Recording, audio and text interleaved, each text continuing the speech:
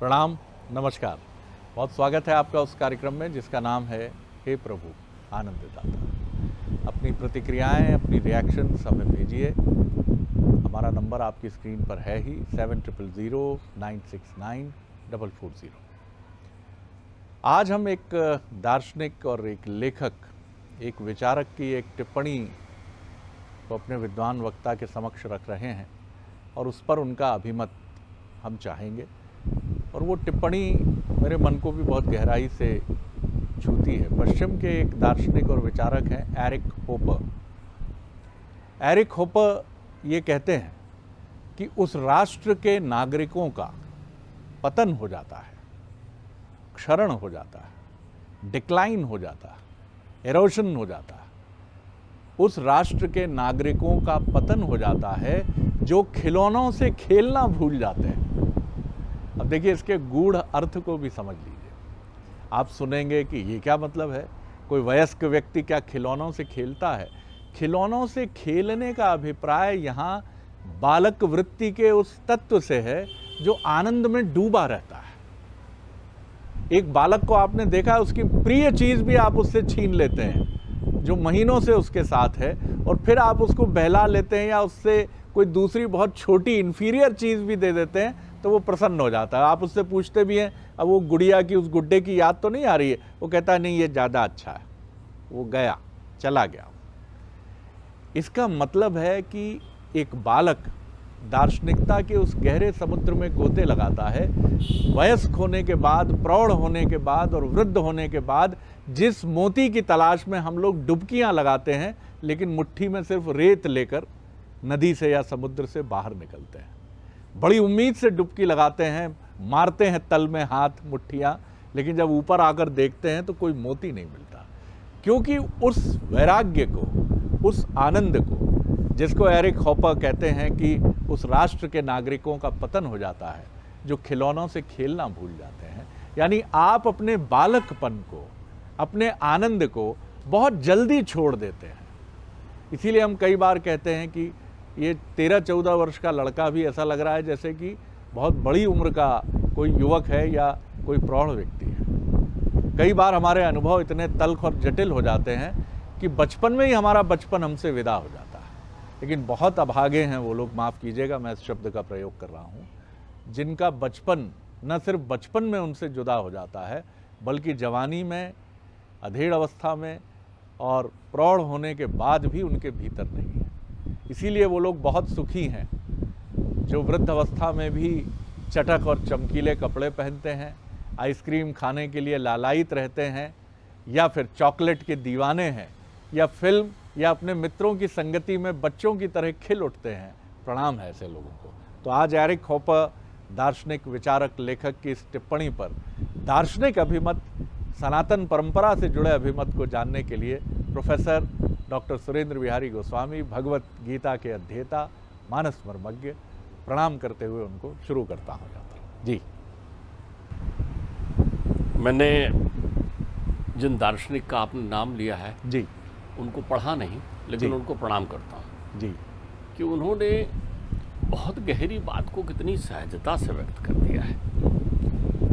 इस बात में जो है दो रूपक निहित हैं। एक प्रत्यक्षता, जी, वो उस राष्ट्र की चिंता कर रहे हैं जहाँ के लोग जो हैं, वर्तमान संदर्भ में ये बात बहुत समुचित है, जहाँ के लोग बंधे हुए हैं, जी, उनके पास खेलने के संसाधन भी इलेक्ट्रॉनिक में आ गए हैं उनके पास। ठीक बात। उन्हें आप खिलौना नहीं कह सकते, लेकिन खेलते वो दिन भर इसी से हैं। अभी तो मैं देख रहा था, कहीं एक मुझे दिखाई पड़ा कि जिसमें मैंने देखा कि एक बालक से उसकी महतारी ने उसका वो मोबाइल नामक यंत्र ले लिया, तो उसने पूरे घर में तोड़ फोड़ कर दी। बहुत सारे लोग जो हैं मानसिक रूप से विकृति को प्राप्त कर रहे हैं, वो बंध रहे हैं। उन्होंने एक चिंता तो ये की कि सृजनशीलता खत्म हो जाती है। सृजनशीलता जो है, क्रिएटिविटी जिसको आप कहते हैं, वो खत्म हो जाएगी आपके जीवन से। लेकिन उनकी ये चिंता बहिरंग है। अंतरंग दर्शन वो बड़ी सुंदर बात कहते हैं, ध्यान रखिएगा। क्रिया आपको बांधती है और क्रीड़ा मुक्त कर देती है। आप जीवन में क्रियाओं के पीछे लगे हुए हैं, वो आपको बांध देती है। अवश्य में वो भोक्ता आप क्रिया बांधती है, क्रीड़ा मुक्त करती है। क्रीड़ा मुक्त करती है। क्रीड़ा मुक्ति का मूलाधार है। खेल, क्रीड़ा यानी स्पोर्ट्स, खेल जी। जिस पर आप कह रहे हैं उसके संसाधनों को उन्होंने एक माध्यम बनाया। खिलौना शब्द खेल के लिए उपयुक्त है। खेलने के लिए खिलौना होता खिलौना है, ठीक बात। जिससे खेला जाता है वो खिलौना होता है। तो क्रिया बांधती है। क्रिया किस पर निर्भर करती है? विषयों पर। आचार्य शंकर भी तो आपको क्रीड़ा करने कहते हैं। आचार्य शंकर आपसे कहते हैं को वासी बद्धो ही विषयानुरागी। जो क्रिया कर रहा है वो बंधा हुआ है।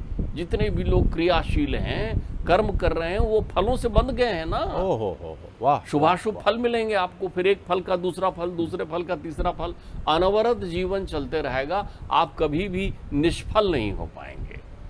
तो जिस समय आप फल से विरक्त नहीं होंगे उस समय मुक्त नहीं होंगे। आएंगे ना उसका फल लेने के लिए। बिल्कुल आएंगे जी। भाई आपने किसी को कर्ज दिया तो वसूल करने आएंगे ना। किसी से कर्ज लिया तो देने आएंगे ना। ये तो लेन देन बन गया ना। आप लेन देन की मंडी में आ गए वहां पे। क्या व्याख्या है। को वासी बद्धो ही विषयानुरागी और को वा विमुक्ते विषया विरक्ति। क्रीड़ा आपको विषय से विरक्त करती है। इसलिए क्रीड़ा जो है, जो बालक निर्मल मन से खेलता है, आप देखिए खेलता कौन है, कौन खेलता है? जो बालक होता है। अच्छा, बालक खेलता है तो क्या युवा नहीं खेलता? वो भी खेलता है। खेल हर पल है जीवन में। आप देखते हैं ना, कंदुक के खेल खेलते हैं लोग बाग, फुटबॉल का खेल होता है, क्रिकेट का खेल होता है। जब खेल को आप देखते हैं तब आप कैसे रहते हैं? चिंता मुक्त रहते हैं, खाली आतुर नहीं। धीरज खोकर, अधीर होने पर भी आपका धीरज बंधा हुआ रहता है, आनंद निमग्न रहते हैं। अब क्या होने वाला? ये खेल का क्रम होता है। खेल आपको सृजनशील बना देता है। फिर खेलने के लिए खिलौना चाहिए ना। खेलने के लिए खिलौना चाहिए ना। तब आप देखते हैं कि खिलौना आप चलाते हैं, खिलौना आप खेलते हैं। खिलौना अपने आप में स्वतंत्रता से नहीं खेलता, उसको कोई खेलने वाला होना। तो आप भी तो खिलौना हैं। आप भी तो खिलौना है। किसी ने खिलौना बनाकर आपको भेजा है, वो आपसे खेलता है। ध्यान रखिएगा, संसार रूपी मंच में इन कठपुतलियों का खेल वही खेलता है। डोर वही बंधी होती है। खेलता। पुराने समय में तो खिलौने या तो खांड के बने होते थे, मिट्टी के बने होते थे, या कास्ट के बने होते थे, लकड़ी के बने होते थे। ध्यान रखिएगा, लकड़ी मिट्टी से उत्पन्न होती है और फिर मिट्टी बन जाती है। लकड़ी मिट्टी से उत्पन्न होती है और मिट्टी बन जाती है। मिट्टी का खिलौना मिट्टी से बनता है और फिर मिट्टी में मिल जाता है। ध्यान रखिएगा। तो जीवन की नाशवानता भी आप खेल खेल में समझते थे। विनोबा जी तो एक बड़ी सुंदर बात कहते हैं। विनोबा जी कहते हैं कि अगर किसी को कहो कि चलो व्यायाम करने चलना है, कसरत करना है, 5 किलोमीटर रोज घूमो, 10 किलोमीटर रोज घूमो, इधर हाथ पैर सीधा करो, ये अभ्यास करो, ये योग करो, तो उसके लिए कठिन चुनौती हो जाएगी कि अतिरिक्त समय निकालना पड़ेगा। तो वो कहते हैं फिर क्या करो? खेलो। देखो उनसे जो खिलौनों से खेलते हैं। एक बालक खेलने के लिए खेलता है, लेकिन उसको एक्सरसाइज का, व्यायाम का लाभ अपने आप हो जाता है। ठीक बात। ध्यान रखिएगा, उस व्यायाम का लाभ अपने आप हो गया। तो जब आप जीवन के खेल को समझ लेते हैं, जीवन खेल है और आप उसके खिलौना, खेलता कौन है? वो परमात्मा।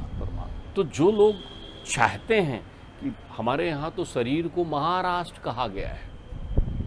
शरीर को राष्ट्र नहीं, महाराष्ट्र यानी विश्व माना गया है। शरीर को मैया भक्ति कहती है उत्पन्ने द्रविड़े साहम, में द्रवित होने से उत्पन्न होती, उत्पन्ने द्रविड़े साहम। और जब उत्पन्न हो गई तो फिर क्या हुआ? वृद्धिम कर्नाटके गता, वृद्धिम कर्नाटके गता। श्रवण करने से मैं बढ़ी, सुना, जैसी द्रवित हुआ, प्रकट हुई, और सुनने से मैं बढ़ गई। और क्वचित क्वचित महाराष्ट्र, कहीं कहीं में उस राष्ट्र में विकसित हुई, उस शरीर में विकसित हुई जिन्होंने अंतर्मन में मुझे स्थापित किया। तो आपका मना शुद्धे न विद्यते नहीं होता, मन शुद्ध नहीं होता। क्यों? आप खेलते नहीं है ना। आपके जीवन में खेल नहीं ना, इसलिए आप खिलखिलाते नहीं हैं। अरे क्या देखिए, जो खिलौना खेलना जानता है वो खिलखिलाता है। जो जीवन को कठपुतली समझकर खिलौना मान लेता है, वो संसार के खेल मंच में खिलखिलाते रहता है। क्या बात। फिर आपने कभी मुझे सुनाया था किसी एपिसोड में किसी नायक की बातें जी। कि वो संसार रंगमंच है और मैं जा रहा हूँ, इस प्रकार के संवाद वो जी, करता जी, है आनंद किसी फिल्म हाँ का, किसी उस प्रक्रिया में। जी। तो आनंद ही है इसका सार। खिलखिलाने से आनंद ही खिलखिलाने है। से आनंद ही मिलता है आपके जी। जीवन में। तो जी। सारी खिलखिलाहट चली गई। हाँ, तो आप कहेंगे साहब खेलने के लिए, अरे खिलौने तो आपके घर में रखे हुए हैं, आप कितना समय देते हैं अपने घर के खिलौने के लिए? आपने कहा साहब मैं तो अब बड़ा हो गया तो मैं कैसे खिलौने खेलूंगा। तो परमात्मा ने तुम्हारे स्वरूप को फिर बालक बना दिया है। कालो नहीं आता वह में हो आता, हम निकले थे दूसरे बालक आ गए, अब उनसे खेलो। जिस दिन आप बहुत तनाव में हो, देखिए घर में यदि बाल गोपाल हैं, आपके यहाँ छोटे बच्चे हैं, उनके साथ बैठ जाओ बातचीत करने के लिए। आपका तनाव कहाँ चला जाएगा आपको मालूम नहीं चलेगा। लेकिन उनसे बात करते समय भी तो आपका मस्तिष्क जो है खेल का मंच नहीं होता ना। खेल के मंच की एक विशेषता होती है, उसे मैदान होना चाहिए। मैदान का अर्थ है साफ सुथरा, चारों तरफ फैला हुआ विहंगम, कोई अवरोध नहीं होना चाहिए जीवन में। वाह वाह, अवरोध नहीं होना चाहिए। लेकिन आपके जीवन में कितने अवरोध हैं? कितने अवरोध हैं। तो आपने तो मैदान बनाए ही नहीं है। और मैदान तो कूड़े का ढेर हो गया। कूड़े का ढेर हो गया जगह जगह। आप कहाँ खेलेंगे? मन रूपी मैदान में जब आप जो है हास परिहास उत्पन्न करने के लिए, आनंद की प्राप्ति करने के लिए जब आप क्रीड़ा करने जाते हैं, जहाँ पर आप निर्मल होते हैं, तो मन रूपी मैदान तो कचड़ों से भरा हुआ है ना। विषयों के कचड़े हैं वहाँ पर, विषयों के बंधन है वहाँ पर। किसी को कहो कि हम पैर में एक रस्सी बांध दे रहे हैं, केवल वहाँ तक खेलो, तो वो खेलेगा। उसकी सीमा बना दी है आपने कि उतनी दूर जा सकते हो, फिर हम रस्सी खींच लेंगे आपको। हमारे यहाँ तो बंधन में भी आनंद लेने की प्रक्रिया खेल में है। दो लोगों को बांध देते हैं पैर से पैर और कहते हैं दौड़ रहे हैं जोड़ी में। कितनी सुंदर बात कही गई थी। खेल ही है जो उस खिलौने में निहित, उस तत्व में निहित सार को बताता है। अध्यात्म कहता है सबे खिलौना खांड है, खांड खिलौना नहीं। सबे खिलौना खांड है। सारे ये खिलौने जो हैं, सबे खिलौना खांड है, मिट्टी है। सबे खांड खिलौना नहीं। और तैसे सब जग ब्रह्म है, ब्रह्म जगत है नहीं। ध्यान रखिएगा, संपूर्ण जगत में ईशावास्यम विदम सर्वम यत् किंचित जगताम जगत। तो कब मिलेंगे? अरे खेल की भावना कर लो। अध्यात्म की श्रेष्ठ साधना है क्रीड़ा, जल क्रीड़ा, रास क्रीड़ा। इस क्रीड़ा का अर्थ क्या होता है? निर्मल हो जाना। निर्मल, काम रहित होता है क्रीड़ा, काम रहित होता है। जो क्रीड़ा करने वाले बच्चे होते हैं, आप उनको देखिए, जय पराजय से मुक्त हैं। उनके मन में रंज नहीं है, वो तो केवल खिलखिलाते हैं। वो कठपुतलियों को चलते देखकर, उनको भटकते देखकर, उन मिट्टी के बने हुए खिलौनों को देखकर, उन पात्रों को देखकर आह्लादित होते हैं, नाचने लगते हैं। क्रीड़ा वो शक्ति है जो चंद्रमा को प्याली में ला देती है। क्रीड़ा में वो आनंद है कि जो ऊपर बैठे हुए चंद्रमा को भी आपके एक प्याली में ला देती है। मैया मैं तो चंद्र खिलौना ले। क्रीड़ा वो है जिसमें चंद्रमा आपका मामा हो जाता है। ध्यान रखिएगा, घर में महतारी का भाई कौन है? चंद्रमा। मुख कैसा है? चंद्र की तरह। दर्शन कैसा है? शीतल। अमृत काल माना जाता है वो जब आप क्रीड़ा में होते हैं। लेकिन खिलौने को आप समझ लीजिए, क्योंकि जीवन दर्शन में ये कह रहे हैं ना कि जिस जीवन में लोगों को अपने जीवन में ये विश्वास हो कि मैं तो अनवरत रहूँगा, कल भी रहूँगा, आज भी हूँ, परसों भी ये कर दूँगा, तो वहाँ आपने खिलौना की भावना छोड़ दी है। खिलौना खांड है। आप आज ही हैं, वर्तमाने वर्तते। जिसने तुरंत वर्तमान में रहते हुए सृजनशीलता को आत्मसात किया है, उसने खिलौने के तत्व को समझ लिया है। खिलौना हमेशा नाशवान होता है, टूटता है खिलौना, टूटता है खिलौना, रूठता है वो बालक जिसका खिलौना टूट जाता है। तब आप कहते हैं रूठ गया वो। तो रूठने का अर्थ क्या है? इसमें तात्पर्य ये है कि रूठने का अर्थ ये है कि आप उससे विमुख हुए, वो रूठ गया, वो रूठ गया। उससे जुड़े रहिए, खिलौना खेलते रहेगा। तो आप पात्र को समझिए। प्रत्येक संसार का प्रत्येक व्यक्ति स्वयं खिलौना है। दर्शन बहुत गहरी बात कह रही है। आप अपने आप को खिलौने का रूपांतरण कर लीजिए। तो खेल कौन रहा है इससे? खेलने वाला कौन है? आपका स्वयं अंतर्मन। आह्लादित होकर खेलिए उस पात्र से जिसका जीवन दर्शन उतने समय के लिए जितने समय वो है। कागज की नाव चल रही है ना पानी में, आप देखते हैं ना, तो फिर डूबते हुए भी उसे आप देखते हैं। दर्शन वहीं से है। आप ध्यान रखिए, खिलौने से खेलते खेलते प्रहलाद भक्त हो गए।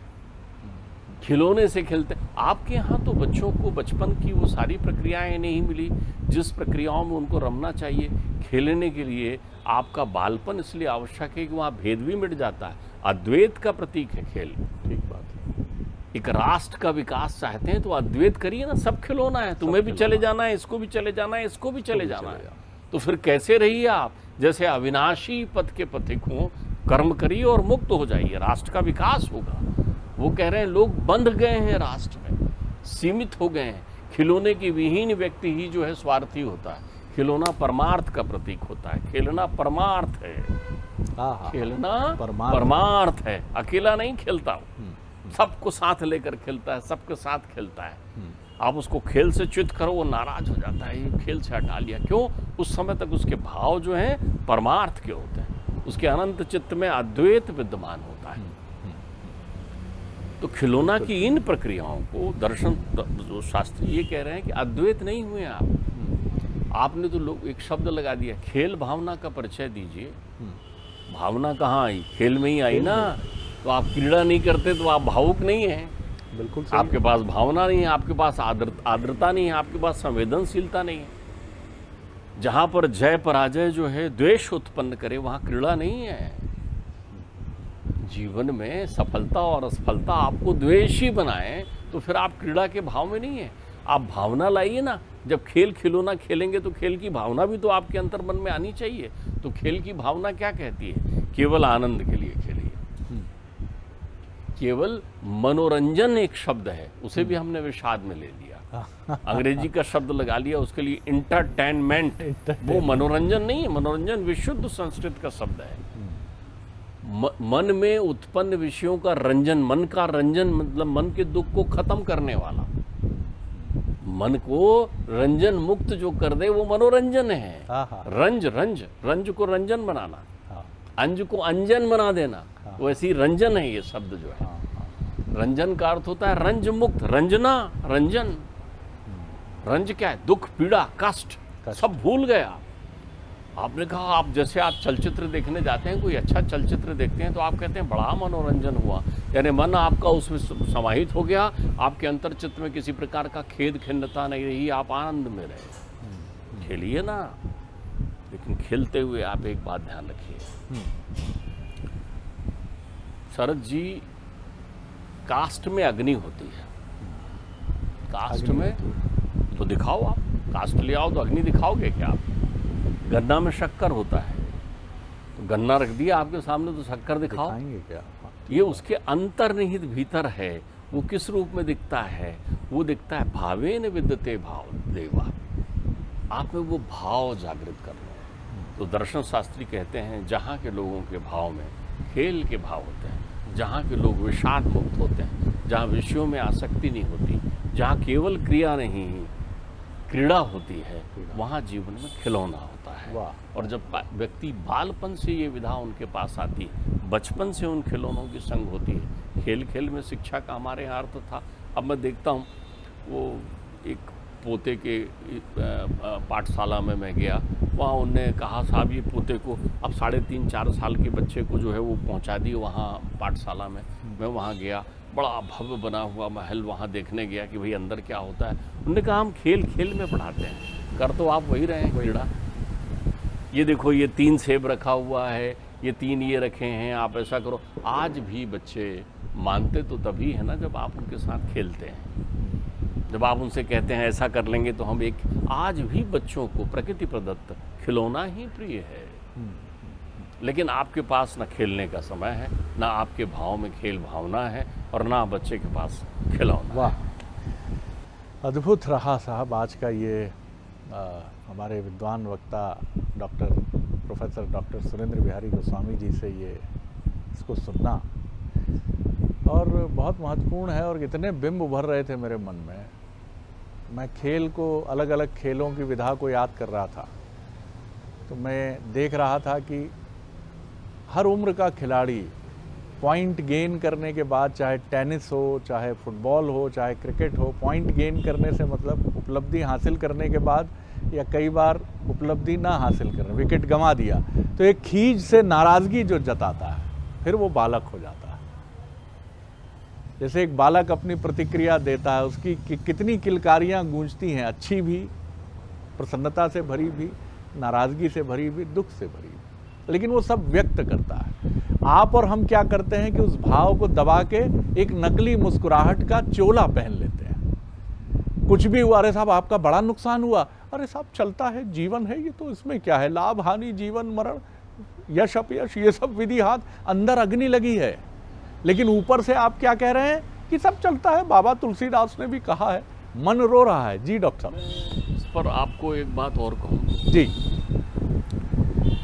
खेल खिलौना और खेल की भावना, जी इस पर आप जब भी जाना चाहें, दर्शन की किसी पराकाष्ठा को स्पर्श करना चाहें, तो आप हमारे परमात्मा के उन स्वरूपों का, उन बाल लीलाओं का, हमारे यहाँ तो बाल के साथ लीला शब्द लगा हुआ है। बिल्कुल, आपने से ध्यान एक बिंब रखिएगा। वो भी मेरे मन में कौन नहीं, बाल लीला की स्थिति को देखिए। देखिए, खेल भेदपूर्ण नहीं होता, खेल में अपराध भी नहीं होता। अपराध भी नहीं होता। आप किसी के घर जाएं और कोई वस्तु चुराने पहुंच जाएं, उठाने चले जाएं, तो आप ध्यान रखिए, वो आपके विरुद्ध में पुलिस में रिपोर्ट लिखा देगा कि आपने उसके घर चोरी की है, ध्यान रखिएगा।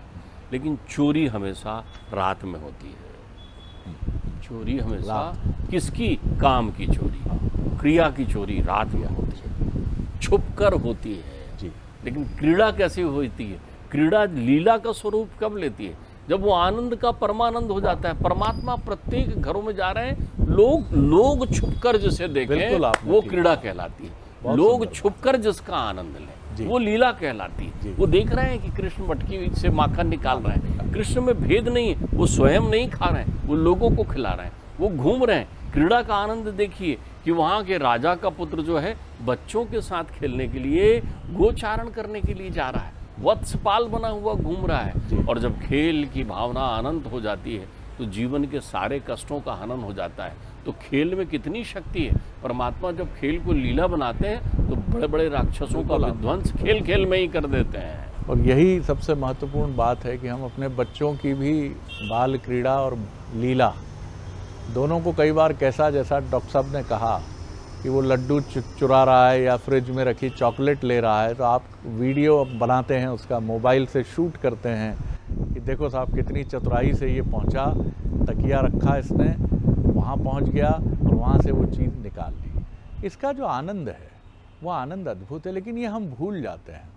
होली में रंग लगाते समय ये क्रीड़ा आपको कितना सुख देती है, जब आप भूल जाते हैं कि आपका ओहदा क्या है। क्यों उसके पहले आपको 364 दिन, होली के पहले क्यों याद रहता है ओहदा आपको? क्योंकि आप क्रीड़ा नहीं कर रहे हैं, आप अभिनय कर रहे हैं, आप विवश हैं, आपको लगता है आपका सामाजिक एक ओहदा है, रुतबा है। लेकिन उस दिन सब भेद मिटते हैं। तो घर में काम करने वाले सहयोगी को भी रंग लगा कर कहते हैं कि हाँ भाई रामू, बहुत शुभकामनाएं। वो भी आपके चेहरे पर झिझकते हुए ही सही रंग लगाकर जब आपसे आशीर्वाद लेता है, तो वो दोनों के चेहरे की प्रसन्नता पर जो लालिमा खिलती है वो अद्भुत होती है। और इसीलिए कितनी सुंदर बात डॉक्टर साहब ने हमसे कही है कि आप जब भी क्रीड़ा करते हैं, जब आप क्रिया में जाते हैं, तो फल की आसक्ति में उलझते हैं कि अब इसका क्या परिणाम होगा, कितना होगा। एक बहुत बड़े खिलाड़ी ने मुझसे इसीलिए कहा था कि मैं जब शॉट मारता हूँ तो ये नहीं सोचता कि ये बाउंड्री के बाहर गिरेगा, 4 रन लेकर आएगा, 6 रन लेकर आएगा, या इससे मुझे कितना पैसा मिल जाएगा, क्योंकि अगर ऐसा मैं करूँगा तो मेरा हाथ कांपेगा और मैं लक्ष्य की तरफ और खेलने के आनंद से वंचित हो जाऊँगा।